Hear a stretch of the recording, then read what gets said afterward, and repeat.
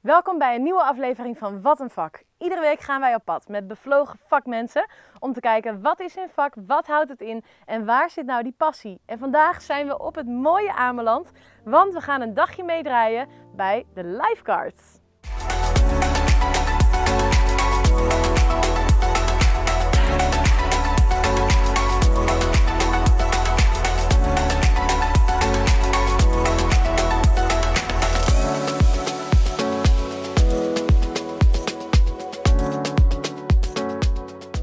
We staan hier op het strand naast David, 25 jaar, komt uit Wilnis. En David is lifeguard. En dat vind ik mega interessant. David, hoe beslis je nou, ik word lifeguard? Ja, als kleine jongen kwam ik al vaak op de Waddeneilanden. En toen zag ik vaak de grote reddingsboten liggen en mensen op het strand al werken. Ja. En toen dacht ik van nou, dat wil ik ook gaan doen. Ja. En toen ben ik, toen ik al klein was op de basisschool, ben ik bij reddingsbrigade begonnen. Toen al? Ja. En waar was dat? Bij Vinkveensplassen. Oké. En daar veel gezwommen en ook evenementen gedaan. En toen ik oud genoeg was, ben ik naar Texel. Heb ik op Texel 2 jaar gewerkt. Ja. En sinds 2015 werk ik hier voor de KNRM Lifeguards. Dus al 6 jaar, Al dus 6 het jaar. 6e jaar op Ameland. Ik ben niet elk jaar op Ameland geweest, ik ben ook weer een keertje terug naar Texel geweest. Ja. Maar ja, ik kom wel steeds terug weer naar Ameland. Ameland blijft toch trekken, hè? Ameland blijft zeker trekken, ja. Dus je bent de hele zomer hier op Ameland te vinden. Ja.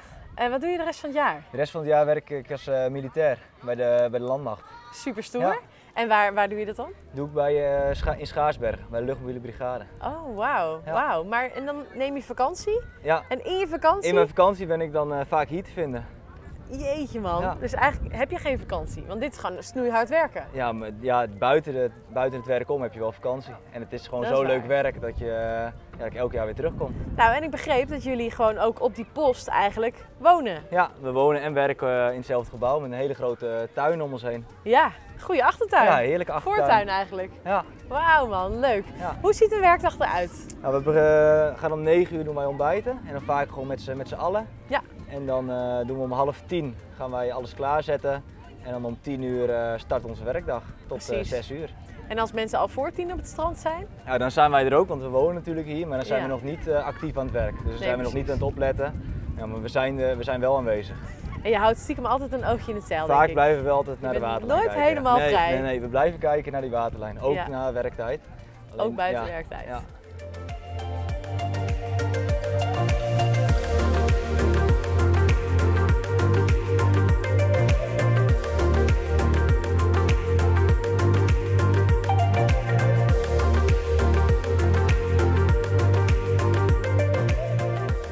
Je zit dus ook op die toren. Ja. En dat wisselen jullie een beetje af, hè? Dat je dat om de beurt doet. Ja, we proberen een half uurtje ongeveer bij de waterlijn. Dan, dan blijf je scherp en dan, als het warm is, dan heb je alweer wat zin in wat drinken. Ja. En als het koud is, dan ben je ook wel weer, heb je wel weer wat zin in te een warme warmen. kop koffie. Ja, Ja. precies. En dan ga je terug naar de post en daar zitten de andere 2, want jullie zijn eigenlijk met z'n 3 aan het werken altijd, Ja. begreep ik. En dan vanaf de post wordt ook met verrekijkers houden jullie het in de gaten. Ja, we hebben altijd, als we er een zwemmer hebben, dan zijn we altijd bij de waterlijn te vinden. En we kijken ook altijd mee op de post. Als er iemand aan de waterlijn het niet ziet, of dan kan je samen naar de waterlijn kijken. Hoe bedoel je als je een zwemmer hebt? Dus als we mensen in het water hebben, dan Oh, ja. hebben wij iemand op het strand lopen. Ja, dus ook al is er maar 1 iemand. Dan zijn wij ook op het strand te vinden. Ja. Ja. Ja, logisch ook wel. Ja. We zijn heel veel bezig met preventie. Dus voorkomen dat er iets fout gaat. Ja. En ja, dat is onze hoofdtaak een beetje hier. Dus maar voel je dan niet soms net een politieagent? Of een docent? Nee, valt eigenlijk om. Het is gewoon leuk om te praten en we hebben best wel wat kennis van de zee. Ja. En dat is dan leuk om uit te leggen en vooral de waarom het niet handig is. Ja. Dat we niet zeggen van het mag niet, maar vertellen van waarom kan je het beter niet doen. Oké. Wat vind je nou het allerleukste van jullie werk? En het team waar we mee werken. Die komen uit het hele land komen we. Ja. Maar toch we zijn heel verschillend, maar toch hebben we allemaal een soortzelfde passie.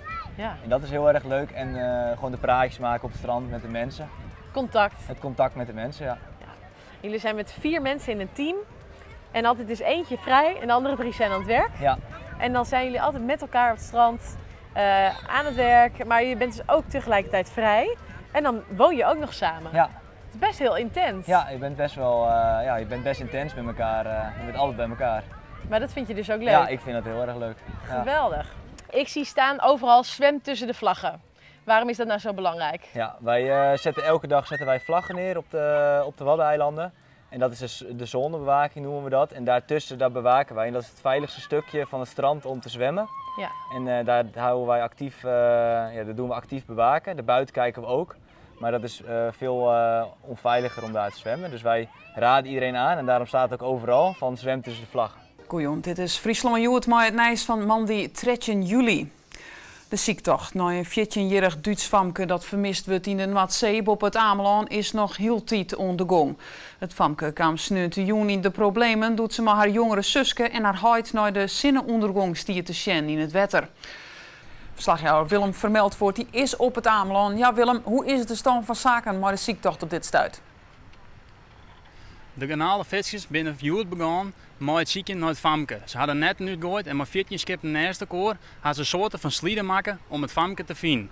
Dat is net slagen. Ze hebben protest van de dying hier op het wetter, werd toch zij scheef gaan. Ze hebben besloten om nou weer rond te gaan naar Greensland en Friesland, waar ze wel komen. We kunnen ons eigenlijk allemaal nog de zomer van vorig jaar herinneren dat er een Duits meisje vermist raakte hier op het strand van Buren. Dat was precies bij jouw post en jij was ook aan het werk die dag.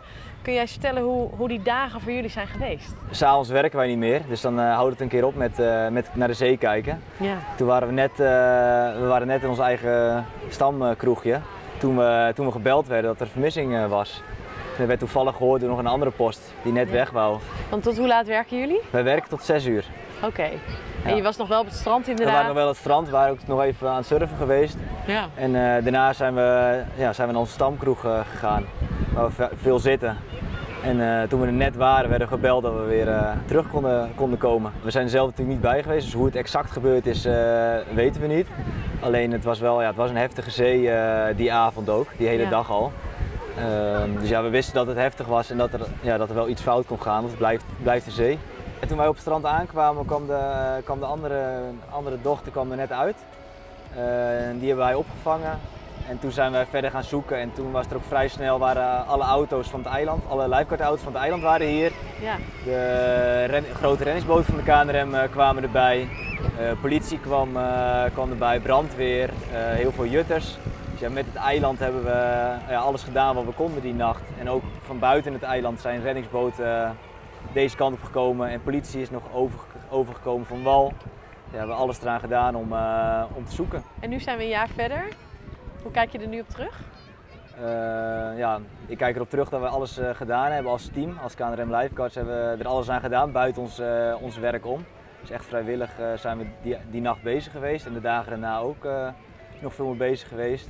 Ja, we hebben er alles aan gedaan, maar we konden niet helpen.